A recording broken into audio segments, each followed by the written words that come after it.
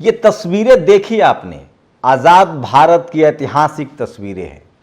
पेरियार के वंशज, पेरियार के मानने वाले राहुल गांधी को तिरंगा दे रहे हैं। तमिलनाडु के कन्याकुमारी से राहुल गांधी ने भारत जोड़ो यात्रा शुरू की है। लगभग 3000 किलोमीटर वो पैदल चलेंगे। मैं बहुत आसान्वित नहीं हूं कांग्रेस को लेकर, मैं उसका प्रवक्ता भी नहीं हूं, लेकिन एक ऐसे दौर में जब खांसने पर, बात करने पर, पोस्ट लिखने पर, पत्रकारिता करने पर, राजनीति करने पर डर का साया मंडरा रहा, उस समय किसी भी नेता को जो सड़कों पर निकलने के लिए तैयार है उसको अप्रिसिएट करना चाहिए। और सोचिए, डेमोक्रेसी में अगर विपक्ष ना हो तो क्या होता है। सवाल है कि आखिर इस देश की टीवी और अखबार, मीडिया ने पूरे इस रैली को, इस कार्यक्रम का बायकॉट कर दिया। सोशल मीडिया भरा हुआ है, वजह क्या, ये भी बताऊंगा। दूसरी तस्वीर देखिए नीतीश कुमार की, जो दिल्ली में 2 दिनों में उन्होंने साबित कर दिया है कि 2024 का चुनाव आसान नहीं होने वाला है। तो 2 बड़े खेल चल रहे हैं।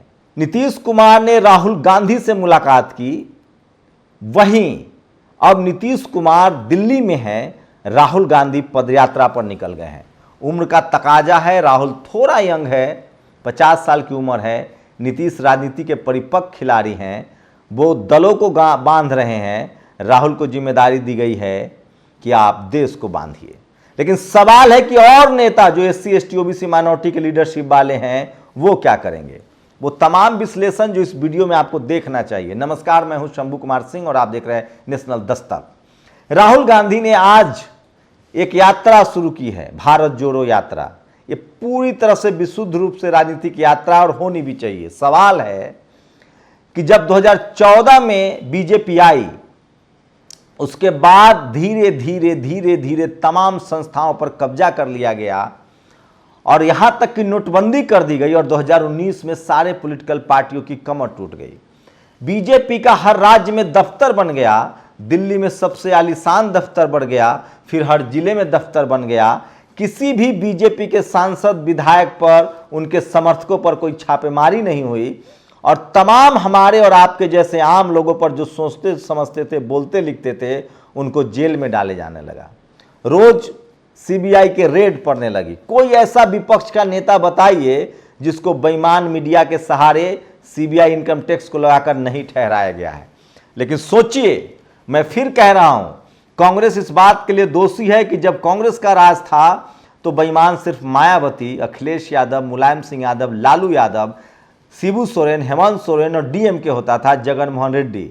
लेकिन जब बीजेपी आई तो तमाम सवर्ण नेताओं के घर भी छापे पड़ने लगे, चाहे वो केजरीवाल हो, चाहे सिसोदिया हो, चाहे राहुल हो, चाहे सोनिया गांधी हो। लेकिन बहुजन नेताओं ने लड़ाई नहीं ठाना, उनके समर्थकों ने उनके ही नेताओं को मीडिया के नाम पर उनको चोर समझ लिया और मीडिया ने बहुजन नेताओं को उनके ही जनता की नज़रों में चोर साबित कर दिया और आपकी राजनीतिक विरासत खत्म हो गई।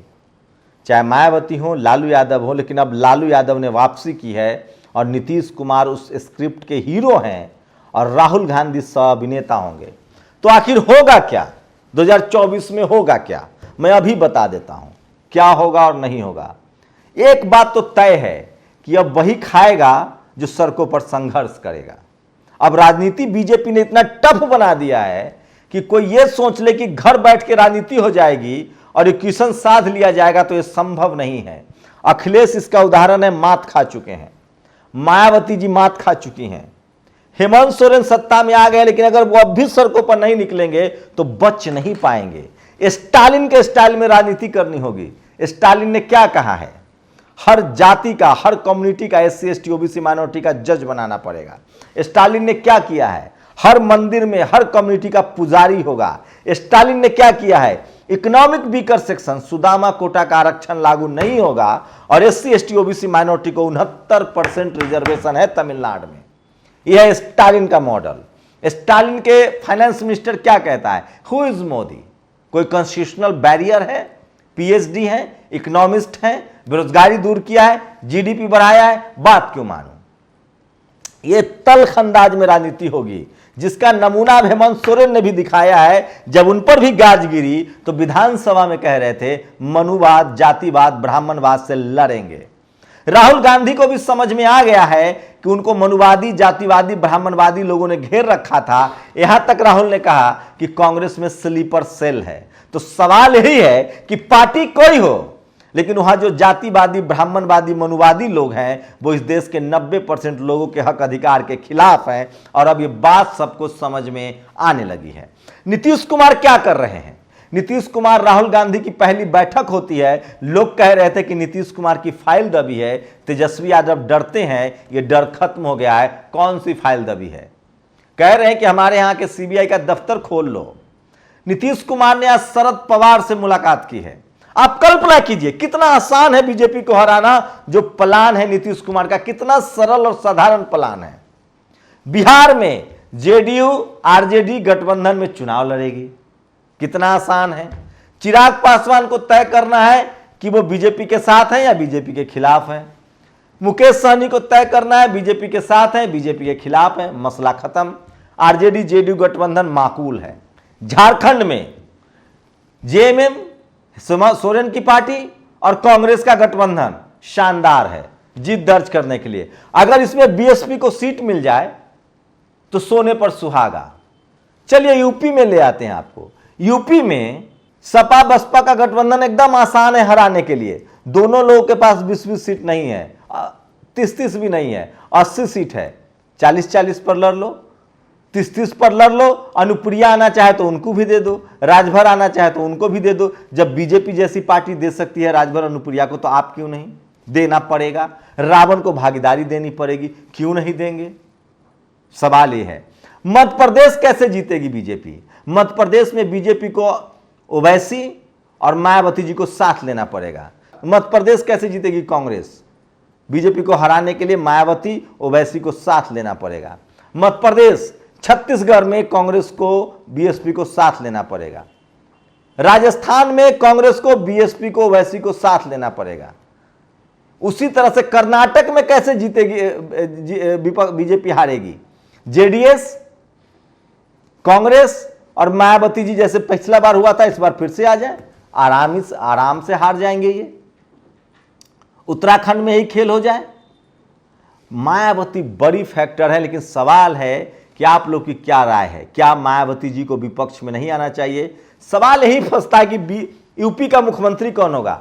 अरे अखिलेश यादव सीनियर नेता है, बना दीजिए। मायावती जी 4 बार मुख्यमंत्री रही हैं, बना दीजिए अखिलेश यादव को मुख्यमंत्री, आकाश आनंद को डिप्टी सीएम, और मायावती जी अगली बार राष्ट्रपति की कैंडिडेट होंगी। सोने पर सुहागा। और क्या चाहिए? एकदम आसान है। नीतीश कुमार ने बाजी पासा पलट दिया है, बाजी चल दी है। वो सीधा कह रहे हैं कि मैं प्रधानमंत्री बनने नहीं आया हूं, मैं विपक्ष को एकजुट करने आया हूं। पश्चिम बंगाल में लेफ्ट, ममता, कांग्रेस एक साथ लड़ जाए, यकीन मानिए जो दल इस तरह के गठबंधन में नहीं आते हैं, मान लीजिए कि वो सचमुच डरे हुए हैं और वो बीजेपी के एजेंट हैं। नीतीश कुमार को हम लोग क्या कहते थे कि नस दबा हुआ है, बीजेपी के एजेंट है। उस आदमी ने दिखाया कि मैं नहीं डरता हूं, मैं बीजेपी से लड़ूंगा। राहुल गांधी ने दिखाया मैं बीजेपी से लड़ूंगा। तो सवाल है कि अपोजिशन के कौन नेता सड़कों पर उतरने के लिए तैयार है? यह सबसे बड़ा सवाल है। आप किसी पार्टी के समर्थक हो, लेकिन अगर आपके नेता सड़कों पर नहीं है तो उस पार्टी का समर्थन छोड़ दीजिए। ठीक उसी तरह से जो बीजेपी के समर्थक हैं, क्या करती है बीजेपी? पैसा देती है कार्यकर्ताओं को? बिल्कुल नहीं। क्या करती है बीजेपी? केरल में अगर बीजेपी कार्यकर्ता पर हमला होता है तो उसके नेता मिलने जाते हैं। क्या करती है बीजेपी? पश्चिम बंगाल में अगर उसके नेता पर हमला होता है तो अमित शाह मिलने जाते हैं। यह करती है बीजेपी। महाराष्ट्र में क्या करती थी? जहां जहां अपोजिशन में बीजेपी है, क्या करती है? छोटे दलों से गठबंधन और अपने नेताओं का हौसला अफजाई, और किसी कीमत पर अपने नेता के साथ बना रहता है। बग्गा के साथ क्या हुआ? बग्गा को बचाया बीजेपी ने, बचाना भी चाहिए। पत्रकारों को बचाती है। यह बात अपोजिशन को सीखना पड़ेगा। और यकीन मानिए 2024 में जो लोग अपना अपना स्वार्थ न छोड़े, उनको बीजेपी का एजेंट घोषित कर दीजिए। इसमें कोई अतिशयोक्ति नहीं है। आज चल क्या रहा है? इस देश में एक जाति विशेष और धर्म विशेष का बोलबाला है। संविधान खतरे में है, लोगों को जेल में डाला जा रहा है, पत्रकारों को धमकाया जा रहा है। पता नहीं कौन किस पल किसके घर रेड पड़े और जेल में डाल दिया जाए। यही है गुजरात मॉडल और पुतिन मॉडल। मैं इस देश के संविधान के पक्ष में हूँ, डेमोक्रेटिक सिस्टम के पक्ष में हूँ। मैं बीजेपी के खिलाफ नहीं हूँ, मैं तानाशाह के खिलाफ हूँ, मैं आरएसएस के खिलाफ हूँ, क्योंकि उसकी पूरी विचारधारा इस देश में जातिवाद और धार्मिक संप्रदायीकरण के बढ़ावा देता है। मैं फूले पेरियार अंबेडकर का पक्षधर हूँ, कबीर बुद्ध रविदास का पक्षधर हूँ, जो मानव मानव एक समान की बात कहते हैं। तो एकदम आसान है और यही सारी ऐतिहासिक तस्वीरें हैं। मंडल मसीहा शरद यादव से जाके नीतीश कुमार मिले, यही तो चाहिए बहुजनों को। क्या चाहिए? बस एक बार बीएसपी सुप्रीमो मायावती मैदान में आ जाए, फिर देख लीजिएगा इस देश में बहुजनों की सरकार होगी। राजेंद्र प्रसाद सिंह कहते हैं कि इस देश में कांग्रेस बीजेपी बड़ी पार्टी नहीं है, वो अमीरों की पार्टी है। इस देश में बड़ी पार्टी सपा है, बसपा है, आरजेडी है, जेडीयू है, जेएमएम है, डीएमके है, जिसके पास एससी एसटी ओबीसी माइनॉरिटी का जनाधार है, ओवैसी हैं। लेकिन यकीन मानिए, गांठ बांध लीजिए, जो लोग 2024 में एकजुट होकर चुनाव नहीं, नीतीश कुमार ये नहीं कह रहे हैं कि जेडीयू पूरे राज्य देश में चुनाव लड़ेगी, वो कह रहे हैं कि जिस जिस राज्य में जो जो पार्टी अपर हैंड्स है, जैसे उड़ीसा में नवीन पटनायक है, कांग्रेस उनको सपोर्ट करे, कांग्रेस की भी परीक्षा इसी में हो जाएगी। तो सोचिए, ये रणनीति है, साफ रणनीति है, सुलझी हुई रणनीति है कि बीजेपी को हराना है तो विपक्ष को एकजुट होना पड़ेगा। और एकजुट इसलिए होना पड़ेगा क्योंकि अगर नहीं होंगे एकजुट तो जनता की बारी तो आ चुकी है। महंगाई, भुखमरी, बेरोजगारी, गरीबी, पत्रकारों की बारी आ चुकी है, जो सवाल से सरकार पूछते हैं वो जेल जाते हैं। एक्टिविस्टों की बारी आ चुकी है, तमाम लोग जेल में हैं। ऐसा ना हो कि तमाम पॉलिटिकल पार्टी भी अपना घर न बचा पाए। तानाशाह को जब खून का चस्का लगेगा तो वो किसी को नहीं छोड़ेगा। नतीजा सामने है, चाहे वो केजरीवाल हो, चाहे वो राहुल हो, प्रियंका हो, चाहे अखिलेश हो, चाहे आजम खान हो, बाद में ओवैसी भी नहीं बचेंगे। सबसे बड़ी भूमिका मैं मायावती जी का देखता हूँ। सीधा सीधा फंडा है, यूपी में समझौता हो, आकाश आनंद डिप्टी सीएम बने, मायावती जी राष्ट्रपति के लिए बात करें, और प्रधानमंत्री कौन बनेगा ये बैठ के तय हो जाए चुनाव के बाद। जिस पर सहमति हो, जो सबको मिला के जानना चाहते, वो प्रधानमंत्री बने। मैं फिर कह रहा हूँ, माननीय कांसी राम साहब कहते थे, डेमोक्रेसी में मजबूत नहीं, मजबूर सरकार जनता की भलाई करती है। इतिहास उठा के देख लीजिए। तो ये ऐतिहासिक तस्वीरें थी, ये ऐतिहासिक विश्लेषण है जो आपको कोई टीवी अखबार नहीं बताएगा। ये सिर्फ और सिर्फ सोशल मीडिया पर आपको दिखाया जाएगा। सोचिए, जो राहुल गांधी को बायकॉट कर रही है मीडिया, भारत जोड़ो कहीं दिखा रही है, कैसी पत्रकारिता है ये कि आप विपक्ष को दिखाएंगे ही नहीं। नीतीश कुमार से सवाल पूछे जा रहे हैं, कहाँ से सीट लाएंगे। नीतीश कुमार ने कहा है कि कहाँ से सीट लाएंगे ये नहीं जानता हूँ मैं बस इतना जानता हूँ कि अगर विपक्ष को एकजुट कर दूंगा तो जो 2014 में आए हैं वो 2024 में नहीं आएंगे, और जो विपक्षी एकता में नहीं शामिल होगा उसका मतलब है कि या तो वो बीजेपी से डरता है या उसका कोई निजी स्वार्थ है। अपनी प्रतिक्रिया जरूर दीजिए। शुक्रिया। नेशनल दस्तक की आपसे गुजारिश है कि अगर इसको बचाना चाहते हैं तो नेशनल दस्तक को सब्सक्राइब करने के लिए रेड कलर के सब्सक्राइब बटन को दबाएं, फिर बेल आइकन की घंटी दबाएं। नेशनल दस्तक को बचाने के लिए बहुत जरूरी है कि हर खबर को शेयर करें, लाइक करें, कमेंट जरूर करें।